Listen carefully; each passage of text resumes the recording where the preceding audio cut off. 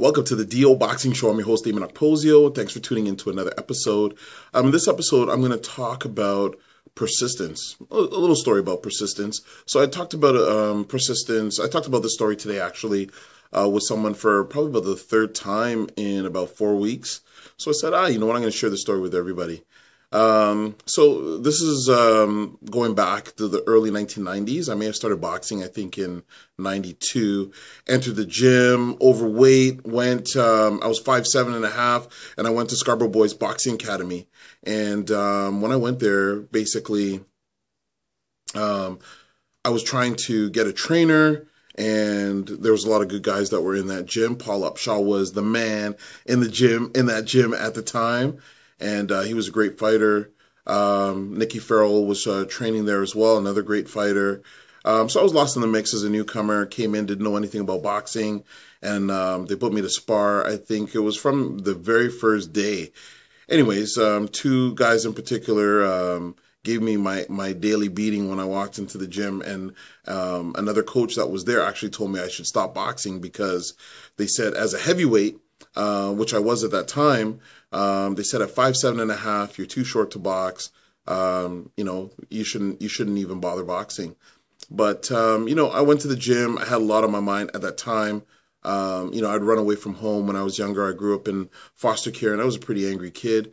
And boxing was giving me a lot of therapy at that time. I was able to punch out my emotions. So, you know, I didn't pay any mind to the people that said I shouldn't go and train there. I just continued training. But I never had any coaches work with me.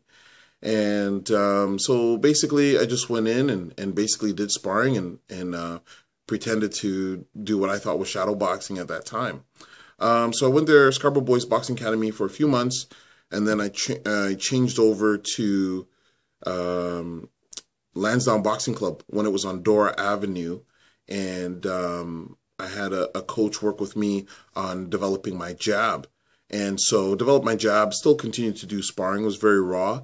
I actually learned more from sparring with guys like Chris Kentaby back at that time, which was an active heavyweight. And I had my first fight at, it was provincials. And basically I got beat from pillar to post. And at that time I was training 5 days a week. You know, I was there Monday right through Saturday. You know, I would train after, I was in high school at the time. So after high school, I'd go there and I'd work out for about 2 hours. And I thought, hey man, 6 days a week, I'm good. And I went and I had my first fight, which was at the provincials, and I just got my butt handed to me. Like, I don't think, I wrote about this actually in one of my magazines. I think that I purposely like put my head in the way of every punch that this guy threw, but he was like, he hit me with everything. I got knocked down in the second round, and I got back up, which I was very proud of myself about, and I ended up losing the fight by decision, but thoroughly got my butt handed to me. And I was just like, oh man, you know, I wasn't sure if I wanted to box again, but the one thing, something inside me said, hey, listen, don't give up, and don't just end on a note because you were beaten and that's why you want to give up, or that's why you want to quit. I thought, you know what, if I'm going to leave because you decided you want to leave, or, you know, put in your best and then go. So, you know, even though I was training, I was in the gym every day. I liked it because of the social atmosphere of going to the boxing gym, but I wasn't really training really intensely. And, you know, I thought I was doing a great job, especially for someone that didn't have like a full-time coach training them, showing them what to do. But after my loss, I just decided, like, you know what, all that stuff was just excuses. You know, even if I don't have a coach, I can still learn and I can train with more intensity.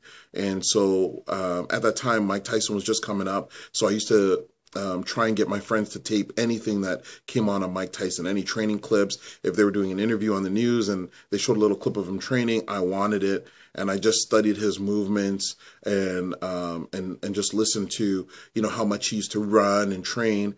And at that time, I'd moved back to Scarborough, and I was living near Markham Road and Shepherd. And I used to wake up before high school, and I used to run into the town of Markham. I think I used to run to 14th line, I think it was, because I think there was like 7th and then 14th, or 14th and 7th. Anyways, I used to run into the town of Markham. I shouldn't say run, I should say jog.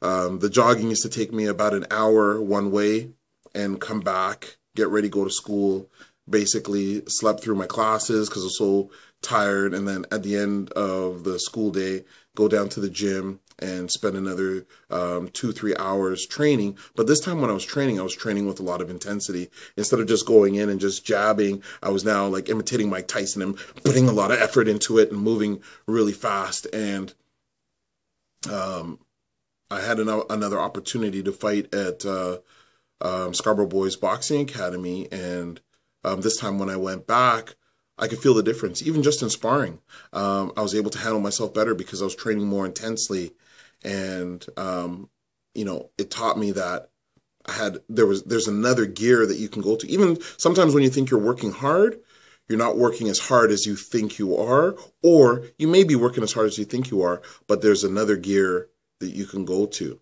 So I took myself to that next gear, and well, you know what? I'm gonna let you see, because this is the fight that I had, my second fight after when I came back, training myself, basically watching Mike Tyson videos.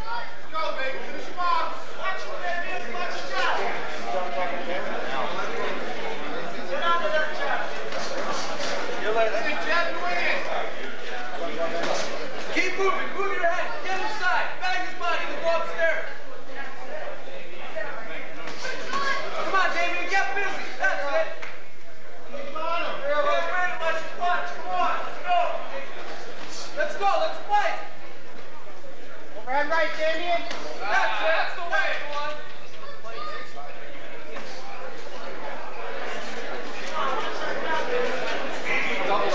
Double left hook.